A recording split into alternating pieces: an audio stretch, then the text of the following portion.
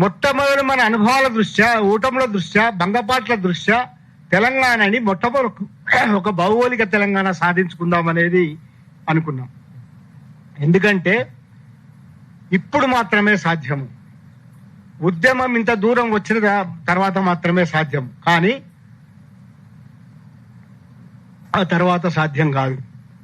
ఏం నిర్ణయాలు వచ్చినాయి? తెలంగాణలో ఏముండింది అప్పుడు? ఒక శిథిల తెలంగాణ ఉండింది.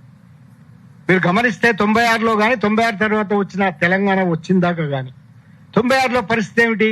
ఎన్టీ రామారావు, చంద్రబాబు నాయుడు మొత్తం అడ్డికి పావు సేరు హైదరాబాద్ని అమ్మేసినాడు. మొత్తం కంపెనీలు అమ్మేసినాడు ఆయన చివరి దాకా 2 కళ్ళ సిద్ధాంతం ఉన్నాడు. ఇప్పుడు ఆయన హైదరాబాద్ని అభివృద్ధి చేసిన అంటున్నాడు. చాలా ఆశ్చర్యకరంగా ఒక మెంటల్ కేసు లాగా మాట్లాడుతున్నాడు ఆయన. హైదరాబాద్ని ఆయన ఏంది అభివృద్ధి చేసేది? ఇక్కడ అంగళ్ళ రత్నాలు పోసి అమ్మిర్రు అని చెప్తారు. లండన్ లో ఎగ్జిబిషన్ సరే, అవన్నీ కథలు కాదు, నిజాలు. హైదరాబాద్ ఆయన అభివృద్ధి చేసేది. ఒక హైటెక్ సిటీ కట్టి, హైటెక్ సిటీ లాంటివి 36 ఉన్నాయి ఇప్పుడు. గూగుల్ ఆఫీసులు, ఈ ఆఫీసులు అని. అంటే ఒక మెంటల్ కేసు దాకా పోయిన హైదరాబాద్ ఆయన ఏందని అభివృద్ధి చేసేది. అట్లాగే చంద్రబాబు నాయుడు, ఎన్టీ రామారావు చేసిన ఒక మొత్తం తెలంగాణ విధ్వంసం. ఎన్టీ రామారావు ఏం పుణ్యాత్ముడు కాదు, ఇలా ఆయన విగ్రహాలు పెడుతున్నాగా ఆయన పుణ్యాత్ముడేం కాదు. మొత్తం పొరకపోటు చేసింది తెలంగాణని. మాట్లాడడానికి లేదు, ఆడడానికి లేదు, పాట పాడడానికి లేదు, నిర్బంధాన్ని ప్రయోగించిన. ఎవరు ఎప్పుడు చచ్చిపోతారో తెలియదు, ఏ ఊరి మీద ఎప్పుడు దాడి జరుగుతుందో తెలియదు. అట్లాంటి శిథిలమైన తెలంగాణలో సహజంగానే 69లో ఒక బంగపాటు నుంచి నక్సల్ బరీ ఉద్యమం వచ్చింది. గుర్తుపెట్టుకోండి మిత్రులారా, తెలంగాణలో జరిగిన సామాజిక ఉద్యమాల వెనుక ఒక చరిత్ర ఉన్నది. ఎప్పుడైతే 52 పోయిన తర్వాత 69 ఉద్యమం వచ్చింది. 69 తర్వాత అది విఫలమైన తర్వాత మీరు గుర్తుపెట్టుకుంటే 70లలో శ్రీకాకుళం నుంచి తెలంగాణ అనేది నక్సల్ బరీ ఉద్యమం వ్యాపించింది. అది తెలుసు మరి దాని ప్రభావం. దాని ప్రభావం అనేది 3 దశాబ్దాలు కొనసాగింది. ఆ ప్రభావం వల్ల ఎవరైతే ఆ శక్తులన్నీ కూడా ఇక్కడ శిథిలమైన తెలంగాణను, ఎక్కడ ప్రజాస్వామ్య కనీస హక్కులు లేవో దానికోసమని ప్రజాస్వామ్య హక్కుల తెలంగాణ అంటే ఒక ప్రజాస్వామ్య తెలంగాణ కావాలని డిమాండ్ తెచ్చినాయి. మరోవైపు తెలంగాణ అనేది ఒక టిపికల్ కాస్ట్ స్ట్రక్చర్. ఈ స్ట్రక్చర్ ఎక్కడా లేదు.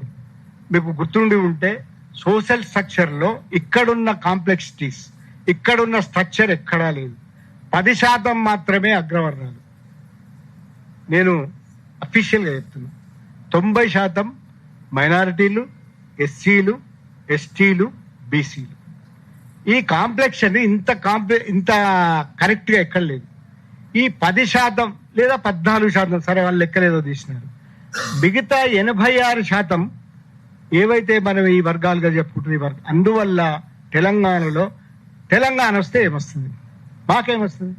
తెలంగాణ వస్తే దొరల తెలంగాణ వస్తుంది, వాడెవడో బాగుపడతాడు, వీడెవడో బాగుపడతాడు, నాకేం పని అనే ఒక వాదన వల్ల సామాజిక తెలంగాణ నినాదం వచ్చింది. ఈ 2 నినాదాలు తెలంగాణ ఉద్యమంలో ప్యారలల్ గా వచ్చిన ఒక 2 ఉద్యమ సారాంశాలు.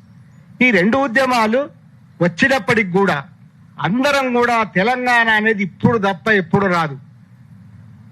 ఆఖరి మోకా ఔరేజ్ దక్క ఆఖరి మోకా, ఇది ఒక్కటే మోకా మనకి. కనుక అందరు సపరేకుండా ఇప్పుడు మాట్లాడొద్దాయా, మనం తెలంగాణ వచ్చినాక మాట్లాడదామయ్యా.